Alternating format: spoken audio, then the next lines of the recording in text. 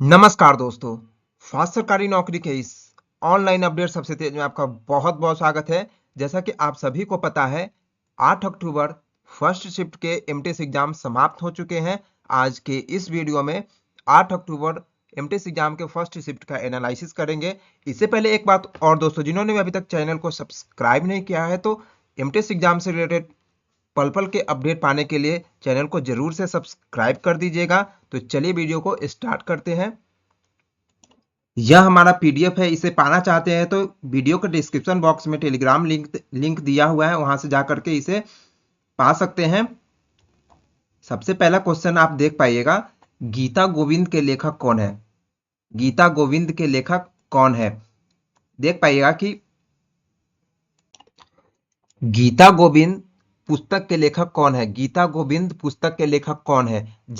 जयदेव इसका right answer होगा। बात करें इसके फैक्ट को देखते हैं। गीता गोविंद जो है, संस्कृत जो है गीता गोविंद, IAST गीता गोविंद 12वीं सदी के हिंदू कवि जयदेव द्वारा रचित एक रचना है। देखेंगे गीता गोविंद के लेखक जयदेव है, जो 12वीं सदी के भारतीय कवि है। यह पुस्तक जो है वृंदावन में कृष्ण, गोपी और राधा के बीच संबंधों का वर्णन करती है।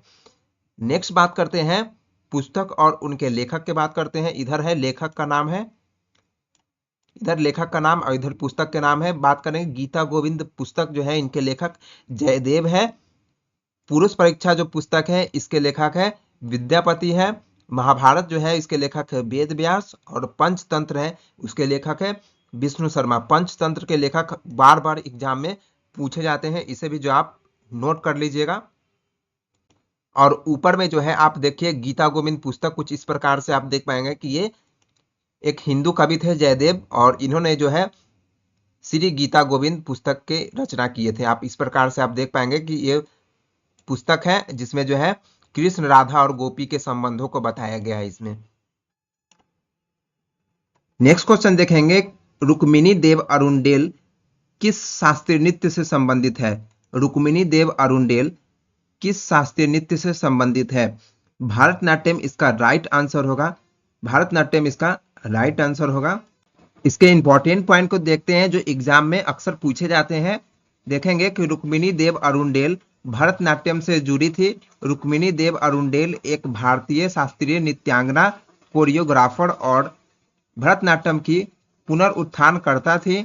उन्होंने जो है भरतनाट्यम में भक्ति भाव भरा और नृत्य की एक अपनी परंपरा शुरू की। उन्होंने भरतनाट्यम को एक सम्मानजनक कला के रूप में दुनिया भर में लोकप्रिय बनाने में अहम भूमिका निभाई। यानी इन्होंने भरतनाट्यम को जो है दुनिया भर में प्रसिद्ध किया। उन्होंने भरतनाट्यम को सधीर नाम से जाना जाने वाला एकल नृत्य सादीर से जोड़ा। उन्होंने भरतनाट्यम में संशोधित किया और इसे एक नया नाम दिया। उन्होंने वायलिन डिजाइन किए गए परिधान और गहने स्थापित किए, सेट और प्रकाशन डिजाइन तत्वों जैसे कि संगीत वाद्य यंत्र में पेश किए। उन्होंने मद्रास, जो कि अब उसे चेन्नई कहा जाता है, कि कला क्षेत्र फाउंडेशन की स्थापना भी किए। और इन्हें जो पुरस्कार मिले हैं वो अक्सर पूछे जाते हैं, उन्हें आप नोट करिएगा, ये इंपॉर्टेंट पॉइंट है। आप देख पाइएगा कि उन्हें जो है 1956 में जो है पद्म भूषण मिला। पद्म भूषण जो मिला है इन्हें, ये भारत का जो है नागरिक सम्मान है। और बात करें कि 1967 में संगीत नाटक एकेडमी फेलोशिप से सम्मानित किया गया। ये VBI पॉइंट है, इसे नोट करिएगा। नेक्स्ट आप देख पाएगा कि इंडिया टुडे ने इन्हें जो है भारत को आकार देने वाले 100 लोगों में से एक नामित किया। मतलब 100 लोगों ने जो आकार दिया उसमें से एक ये है। इन्हें भी जो है इंडिया टुडे ने इन्हें सम्मानित किया है। भारत और उसके 8 जो है शास्त्रीय नृत्य को बात करेंगे। भरतनाट्यम जो है ये तमिलनाडु का नृत्य है। कथक अगर बात किया जाए तो उत्तर प्रदेश का है। और इसी में अगर कहा जाए कथकली अगर कहा जाए तो यह जो है केरल का शास्त्रीय नृत्य है। अब बात करते हैं कि कुचिपुड़ी जो है ये आंध्र प्रदेश का है। उड़ीसी अगर बात किया जाए तो ये उड़ीसा राज्य का है। सतीरिया अगर बात किया जाए तो ये असम राज्य का है। मणिपुरी अगर बात किया जाए तो ये मणिपुर का है। और मोहिनी अट्टम अगर बात किया जाए तो ये केरल का शास्त्रीय नृत्य है, जिसको इंग्लिश में क्लासिकल डांस करें। ये सभी पॉइंट को आप नोट करिएगा। नेक्स्ट क्वेश्चन है, जनगणना अधिनियम किस वर्ष बनाया गया? जनगणना अधिनियम किस वर्ष बनाया गया? 1948 इसका राइट आंसर होगा। चलिए इसके फैक्ट को देखते हैं और ए टू जेड पॉइंट को देखेंगे, ठीक है। भारत में जनगणना अधिनियम 1948 के तहत जनगणना की जाती है, यानी भारत में जो जनगणना की जाती है वो जनगणना अधिनियम 1948 के तहत की जाती है। इस अधिनियम के तहत जनगणना से जुड़ी कुछ प्रावधानों को देखते हैं। जनगणना अधिनियम के तहत अगर बात की जाए तो भारत में हर साल 10 वर्ष में जनगणना की जाती है। इस आंकड़े का जो इस्तेमाल है कहाँ कहाँ किया जाता है और किन कामों में किया जाता है, इसे हम लोग देखेंगे।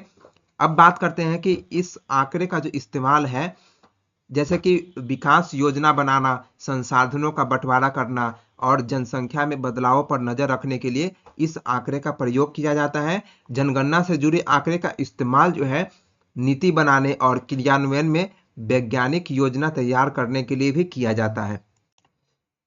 नेक्स्ट पॉइंट है, जनगणना से जुड़े आंकड़े का इस्तेमाल जो है निर्वाचन क्षेत्रों का परिसीमन करने में किया जाता है। जनगणना से जुड़े आंकड़े का इस्तेमाल राज्य को अनुदान देने में भी किया जाता है। अब बात करते हैं कि जनगणना से जुड़े आंकड़े का इस्तेमाल जमीनी स्तर पर प्रशासनिक अधिकारी को क्षेत्र के विकास के लिए फैसले लेने में मदद करने के लिए भी किया जाता है। नेक्स्ट पॉइंट आप देखिएगा, जनगणना अधिनियम के तहत जो है जनगणना अधिकारियों को बात किया है अपने कर्तव्यों का ईमानदारी से निभाने के लिए होता है, ठीक है ना। इसका लास्ट पॉइंट आप देखिएगा कि जनगणना अधिनियम के तहत जो है जनगणना अधिकारी को किसी व्यक्ति को ऐसा सवाल नहीं पूछना होता है जो प्रश्नावली के दायरे में ना हो, मतलब जो जिसका प्रश्न नहीं उठ सकता है उस पर उसको सवाल नहीं करना है। बात करें 2011 की जो है जनगणना के जो मुख्य विशेषता अगर बात करें तो 1872 के बाद यह जो है 15वीं जनगणना था। 2011 का जो सेंसस था वो 15वीं सेंसस था। बात करें कि स्वतंत्रता के बाद अगर बात करते हैं तो ये 7वां नंबर का था। किसी भी सरकार द्वारा अब तक की गई मानव इतिहास में अब तक की सबसे बड़ी जनगणना था, ठीक है। 2011 का जनगणना की बात हो रही है। ये सभी पॉइंट को आप ध्यान में रखिएगा। नेक्स्ट क्वेश्चन है, तमस उपन्यास के लेखक कौन है? तमस उपन्यास के लेखक कौन है? इसका राइट आंसर होगा भीम साहनी, इसका राइट आंसर होगा। चलिए इसके फैक्ट को देखते हैं। ये जो देख रहे हैं ये पिक्चर जो है भीम साहनी का पिक्चर है, जिन्हें भीष्म साहनी भी कहा जाता है। बात करें तमस जो है भीष्म साहनी का एक प्रसिद्ध उपन्यास है। इसका प्रकाशन अगर बात करें तो 1973 में इसका प्रकाशन हुआ था। अब बात करते हैं इनके जो पुस्तक है भीम साहनी का जो पुस्तक है तमस, इनके बारे में बात करते हैं कि भीम साहनी एक जो है भारतीय उपन्यासकार है, यानी नोवेलिस्ट है, अभिनेता और नाटककार थे, जिन्होंने उनके उपन्यास और टेलीविजन पटकथा तमस के लिए जाना जाता है, जो भारत के जो है विभाजन का एक मजबूत और भावुक विवरण है उसमें, ठीक है। 1998 में उन्हें साहित्य के लिए पद्म भूषण मिला। साहित्य के लिए उन्हें पद्म भूषण मिला और पद्म भूषण जो है भूषण भारत का जो है नागरिक सम्मान है। 2002 में उन्हें जो है साहित्य अकादमी समागम प्राप्त हुआ। वह जो है हिंदी फिल्म स्टार बलराज साहनी के छोटे भाई थे। उन्होंने all India progressive rights association 1975 से लेकर के 1985 यानी 10 साल के जो है महासचिव और एफ्रो एसोसिएशन राइट एसोसिएशन के जो है कार्यवाहक महासचिव के रूप में सेवा की थी। साथ ही बात करें तो लोटस जर्नल का संपादक किया। बात करें नेक्स्ट पॉइंट की तो वह जो है हत्यारे थिएटर कलाकार और कार्यकर्ता जो है सफदर हाशमी के नाम पर एक जो है क्रॉस सांस्कृतिक समझ संगठन सहमत के जो है संस्थापक और अध्यक्ष थे। ये सभी फैक्ट को आप नोट करिएगा, एग्जाम में अक्सर पूछे जाते हैं। नेक्स्ट पॉइंट आप देखिएगा कि how many major seaport in India, यानी सीपोर्ट को हिंदी में बंदरगाह कहा जाता है। इसका राइट आंसर होगा 13। भारत में जो है 13 जो है मुख्य बंदरगाह, मेजर बंदरगाह जो है 13 है। बात करें कि उन बंदरगाह जिन्होंने जो है केंद्र सरकार के अंतर्गत आते हैं उन्हें जो है मेजर सीपोर्ट कहा जाता है। जो सरकारी होते हैं उन्हें जो है मेजर सीपोर्ट कहा जाता है। इसमें बात करते हैं कि 13 जो प्रमुख बंदरगाह है जिसमें से कि 12 जो है सरकारी है और एक जो है कॉर्पोरेट पोर्ट है, ठीक है। देखिए मेजर सीपोर्ट और उसके जो है किस राज्य में वो अवस्थित है इसे बात करते हैं। कोलकाता पोर्ट जो है कोलकाता जो पोर्ट ट्रस्ट है, ये नाम से पता चल रहा होगा ये वेस्ट बंगाल में है, और पारादीप पोर्ट ट्रस्ट जो है ये उड़ीसा में है। पारादीप जगह भी है उड़ीसा का। विशाखापट्टनम आप बात करें तो ये आंध्र प्रदेश है। आंध्र प्रदेश की राजधानी अभी वर्तमान में बात किया जाए तो ये कॉमर्शियल राजधानी विशाखापट्टनम है। चेन्नई पोर्ट ट्रस्ट अगर बात किया जाए तो ये तमिलनाडु में है। और ट्यूटिकोरिन अगर बात किया जाए तो ये जो है तमिलनाडु में है। कोचीन अगर बात किया जाए तो ये केरला में है। और न्यू मंगलोर ट्रस्ट जो है ये कर्नाटक में है। और मर्मोगांव पोर्ट ट्रस्ट अगर बात किया तो ये गोवा में है। मुंबई पोर्ट ट्रस्ट ये जो है सबसे बिजिएस्ट ट्रस्ट, ये जो सबसे बिजिएस्ट सी पोर्ट है और यह महाराष्ट्र राज्य में अवस्थित है। जवाहरलाल नेहरू पोर्ट ट्रस्ट अगर बात करें तो यह भी जो है महाराष्ट्र राज्य में अवस्थित है। दीनदयाल पोर्ट की अगर बात किए तो ये गुजरात राज्य में अवस्थित है। और इन्नौर पोर्ट जो है यह भी तमिलनाडु राज्य में अवस्थित है। तो ये सभी जो है सी पोर्ट थे और इससे जुड़े कुछ फैक्ट थे, इन्हें भी जो आप नोट कर लीजिएगा, एग्जाम में पूछे जाते हैं। नेक्स्ट क्वेश्चन है सागरमाला प्रोजेक्ट कब लॉन्च हुआ? सागरमाला प्रोजेक्ट कब लॉन्च हुआ? बात करें सागरमाला प्रोजेक्ट जो है ये बंदरगाह से संबंधित है। अब इसमें देखेंगे, इस फैक्ट को देखते हैं कि सागरमाला परियोजना जो है देश के जो है रसद यानी लॉजिस्टिक क्षेत्र के प्रदर्शन को बढ़ाने के लिए भारत सरकार द्वारा एक पहल है। इसे जो है 31 जुलाई 2015 को प्रारंभ किया गया था। सागरमाला कार्यक्रम को 2015 में शुरू किया गया था। इस कार्यक्रम का मकसद जो है बंदरगाहों को आधुनिक बनाना, नए बंदरगाहों का विकास करना, बंदरगाहों के बीच जो है कनेक्टिविटी बढ़ाना और तटीय समुदाय के विकास को बढ़ावा देने के लिए इस प्रोजेक्ट को शुरू किया गया। सागरमाला प्रोजेक्ट की अब कुछ खास बात को अगर किया जाए अगर तो इसको देखा जाए तो इस कार्यक्रम का जो मकसद है घरेलू और अंतर्राष्ट्रीय व्यापार के लिए जो है रसद लागत कम करना, यानी जो है एक्स्ट्रा जो लागत हो रही है आने जाने में सर्विस टैक्स टाइप का, तो उसको जो कम करने के लिए इस परियोजना को शुरू किया गया था। इस कार्यक्रम का मकसद जो है बंदरगाहों की दक्षता में सुधार करना और तटीय समुदाय विकास को बढ़ावा देना है। और नेक्स्ट पॉइंट देखिएगा कि इस कार्यक्रम के तहत जो है बंदरगाहों के लिए वित्तीय सहायता दी जाती है।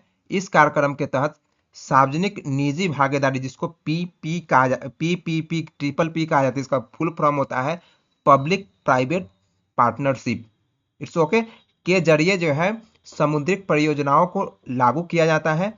अब नेक्स्ट पॉइंट हम देखेंगे सागरमाला विकास कंपनी लिमिटेड, जिसको शॉर्ट में बुलाता है एसडीसीएल। एसडीसीएल, एस से होता है सागरमाला, डी से होता है डेवलपमेंट और सी से होता है कंपनी और एल से होता है लिमिटेड। तो ये जो परियोजना बात किया जाए एसडीसीएल को जो है साल 2016 में इस कार्यक्रम के तहत शामिल किया गया था।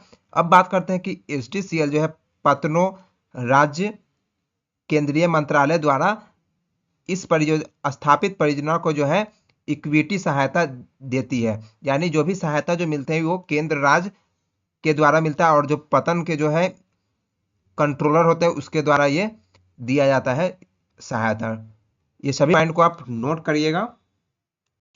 नेक्स्ट क्वेश्चन है भारत के संविधान का अनुच्छेद 46 किसके शैक्षणिक और आर्थिक हितों के संवर्धन को दर्शाता है? भारत के संविधान का अनुच्छेद 46 किसके शैक्षणिक और आर्थिक हितों के संवर्धन को दर्शाता है? हम इसके आंसर को अगर बात किया जाए तो इसका राइट आंसर होगा अनुसूचित जाति, जिसको एससी कहा जाता है यानी शेड्यूल कास्ट, अनुसूचित जनजाति यानी शेड्यूल ट्राइब, और फिर अन्य जो होते हैं कमजोर वर्ग जो होते हैं उनकी जो है शैक्षणिक और आर्थिक हितों के संवर्धन को यह दर्शाता है। और चलिए इसके फैक्ट को देखते हैं। बात करें अनुच्छेद 46 की तो अनुच्छेद 46 जो है अनुसूचित जातियों, अनुसूचित जनजातियों और अन्य कमजोर वर्गों के शैक्षणिक आर्थिक हितों को बढ़ावा देता है।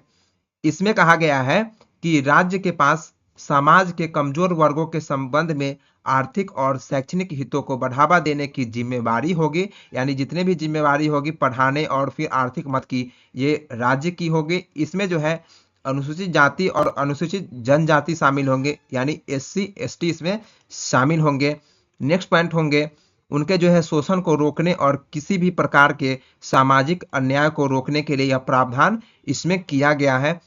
नेक्स्ट पॉइंट अगर बात करते हैं तो अनुच्छेद 29 और 30 जो है अल्पसंख्यक, जिसको इंग्लिश में माइनॉरिटी कहा जाता है। तो 29 और 30 जो है धार्मिक अल्पसंख्यक के अधिकारों से संबंधित है।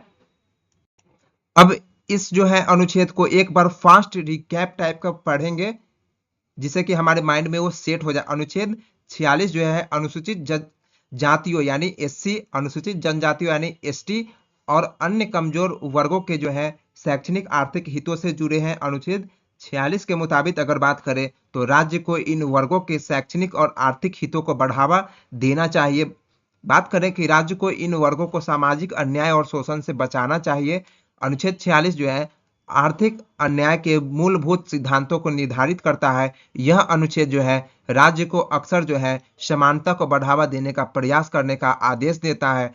यह अनुच्छेद समाज में सबसे पिछड़े सदस्यों को इसका जो है लाभ मिलना सुनिश्चित करने में मदद करता है।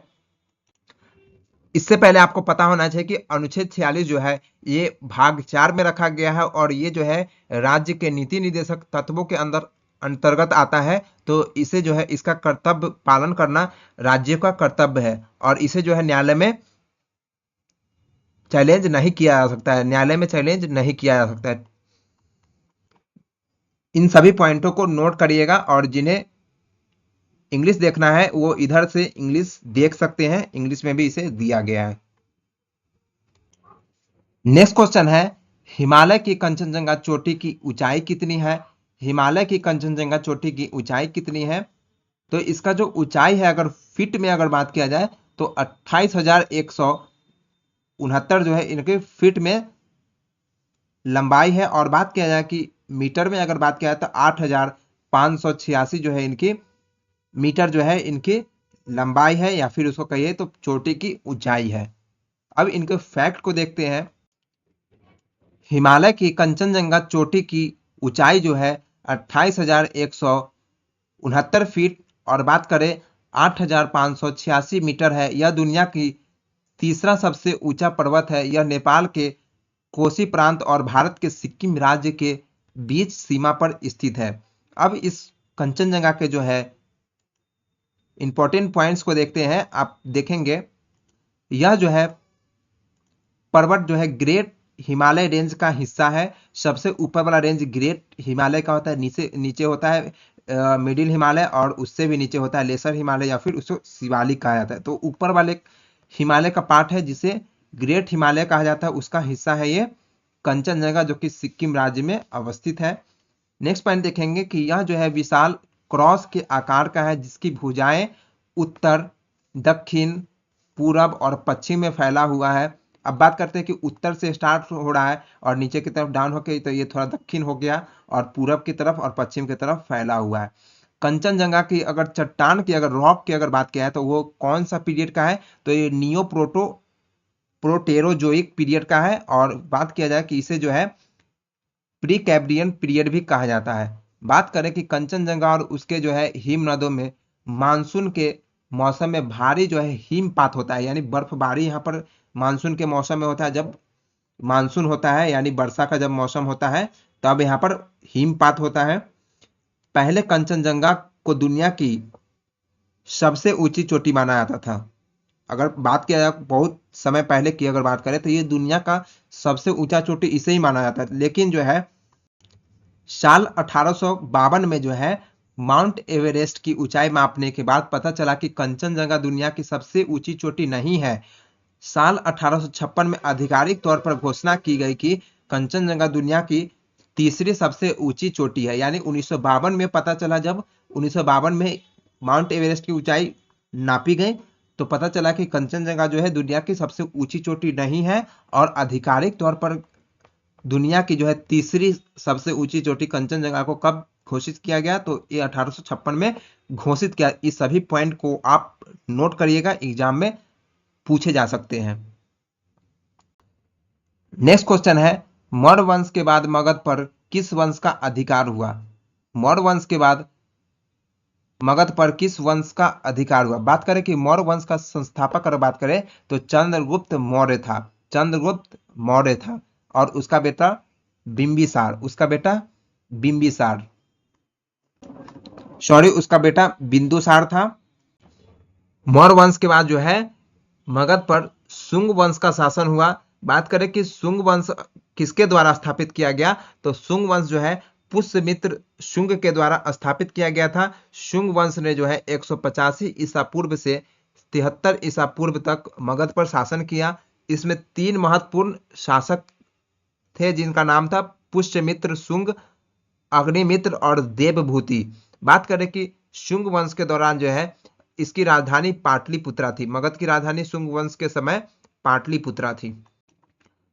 मौर्य वंश की स्थापना जो है चंद्रगुप्त मौर्य ने की थी। मौर्य वंश का शासन जो है 322 ईसा पूर्व से लेकर के 185 ईसा पूर्व तक हुआ इसका शासन। मौर्य वंश के दौरान जो है राजधानी पाटलिपुत्रा थी। 3 महत्वपूर्ण शासक हुए, चंद्रगुप्त मौर्य और उनकी जो है बेटे बिंदुसार, और उनके जो है बिंदुसार के भी बेटे हुए अशोक, जो कि महान राजा हुए अशोक।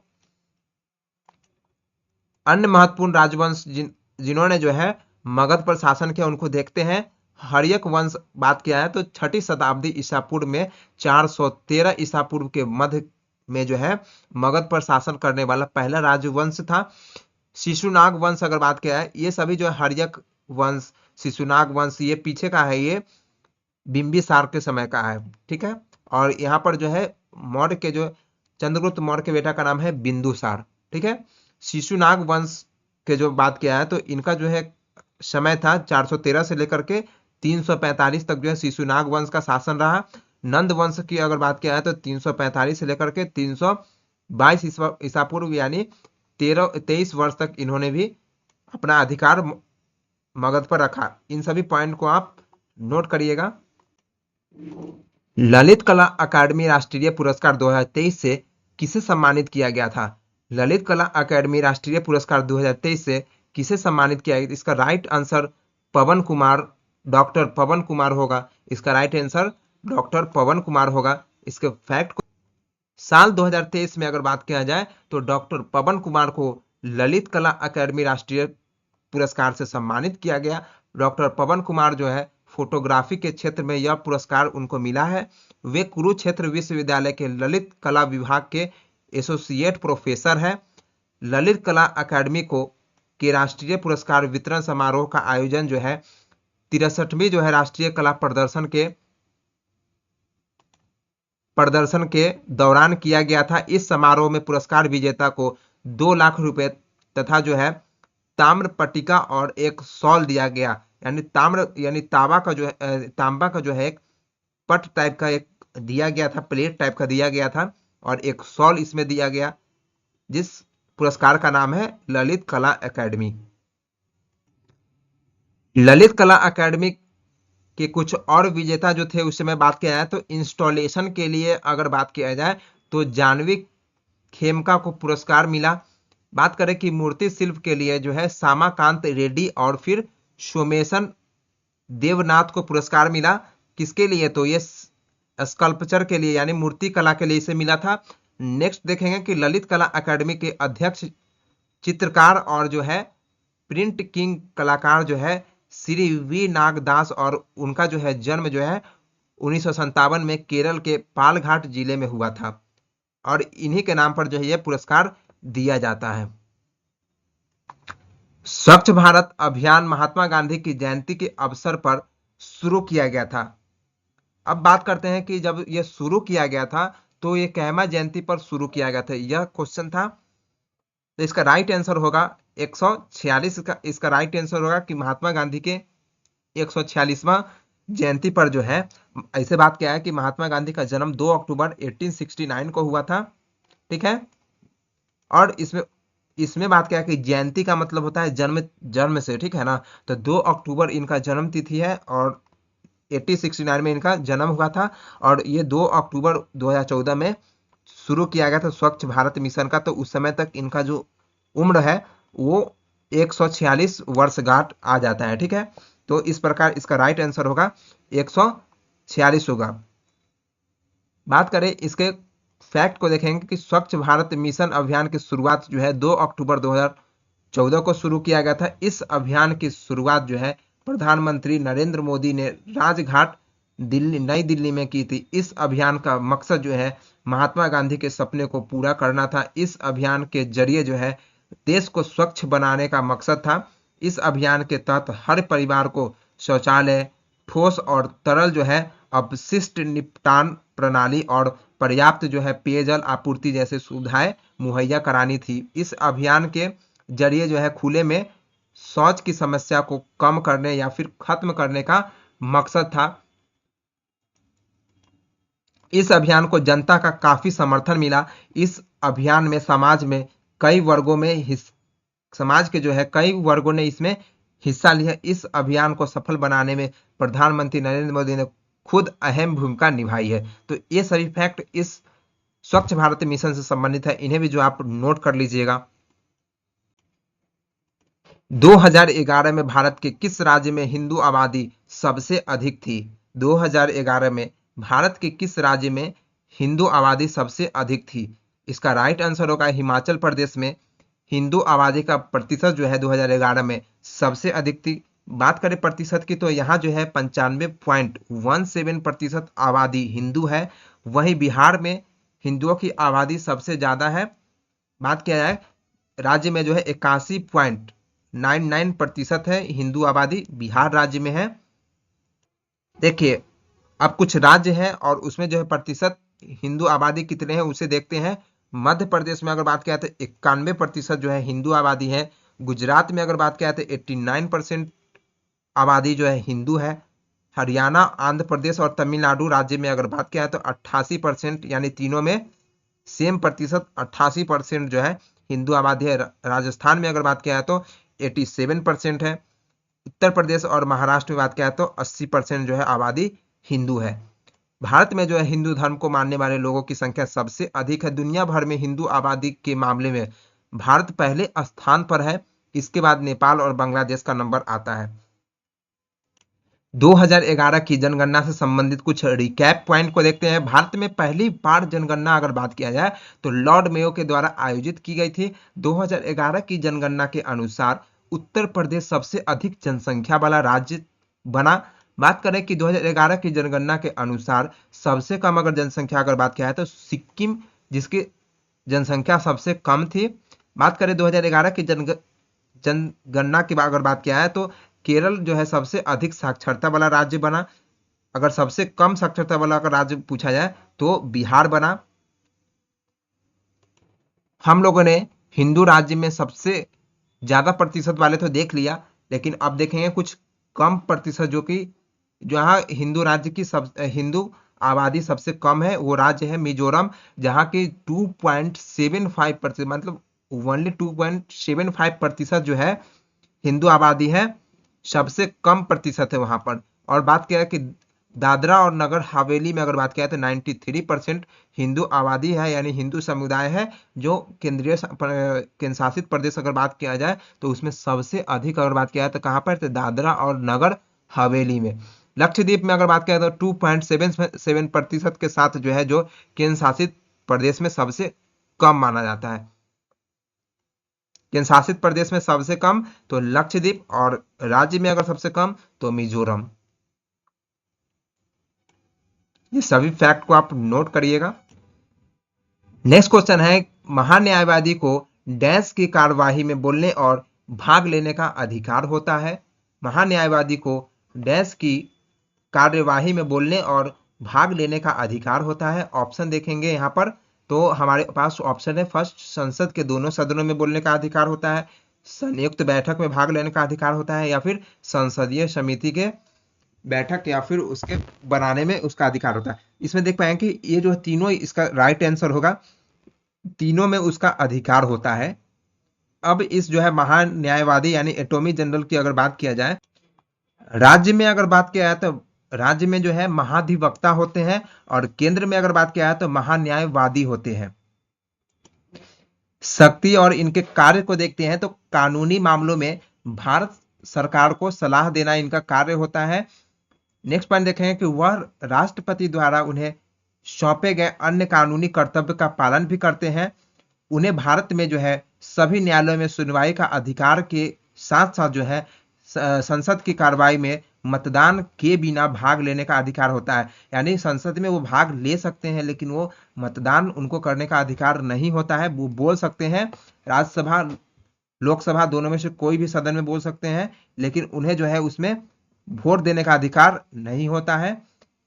वह जो है सर्वोच्च न्यायालय में सभी मामलों में भारत सरकार की ओर से पेश होते हैं, जिसमें भारत सरकार जो है संबद्ध होती है। महान्यायवादी को जो है 2 महान्यायाधिकर्ता और फिर 4 अतिरिक्त जो है महान्यायाधिकर्ता जो है द्वारा सहायता प्रदान की जाती है। इन्हें जो है सहायता भी प्रदान किया जाता है, जिनमें जो है 2 जो होता है महान्यायाधिकर्ता होते हैं और 4 जो है अतिरिक्त उसमें रखे जाते हैं। नेक्स्ट पॉइंट अगर बात करें तो इन्हें संयुक्त बैठक और संसदीय समिति सहित जो है संसद के दोनों सदन की कार्रवाई में बोलने और हिस्सा लेने का अधिकार होता है। हालांकि कहीं भी मतदान करने की अनुमति नहीं होती है, इसलिए हमारा तीनों ही ऑप्शन सही होगा। वर्तमान अगर बात किया थे अटॉर्नी जनरल ऑफ इंडिया यानी महान्यायवादी जो है आर वेंकट रमनी जो है भारत के महान्यायवादी है। महान्यायवादी के बारे में हमारे कॉन्स्टिट्यूशन यानी भारतीय संविधान में क्या दिया गया है इसे देखते हैं। इसमें देखें कि भारत का महान्यायवादी केंद्र सरकार का मुख्य कानूनी सलाहकार होते हैं। वह भारत के सर्वोच्च न्यायालय में केंद्र सरकार के प्राथमिकी वकील है। वह केंद्रीय कारिणी का एक हिस्सा है। उन्हें जो है भारत के राष्ट्रपति द्वारा संविधान के अनुच्छेद 76(1) के तहत नियुक्त किया जाता है। यानी इसको नोट करने वाली बात है कि इन्हें जो है संविधान के 76(1) के तहत जो है इन्हें नियुक्त किया जाता है और यह जो है भारत के राष्ट्रपति के प्रसाद पर्यंत इनका पद धारण का अवसर जो है राष्ट्रपति जब तक चाहेंगे तभी तक ये अपने पद पर बने रहेंगे। इन सभी पॉइंट को नोट करिएगा। एक लास्ट क्वेश्चन जो मिला है हमें इन साइक्लिंग जो होते हैं उसमें कहा गया था कि what is the meaning of peltron की मीनिंग क्या होती है। तो इन साइक्लिंग जो होती है उसमें पिलोट्रॉन जो होते हैं उसकी मीनिंग होती है the main group of rider in a road cycle race. मतलब रोड साइकिल रेस में जो होते हैं उसके मेन जो ग्रुप होती है उससे यह संबंधित होता है। तो हमारा यह डिस्कशन समाप्त होता है यहाँ पर। जिन्होंने भी अभी तक चैनल को सब्सक्राइब नहीं किया है तो कृपया करके हमारे चैनल को सब्सक्राइब कर दें। हम अपने वीडियो को समाप्त करते हैं। मिलते हैं अगले वीडियो में, तब तक के लिए जय हिंद।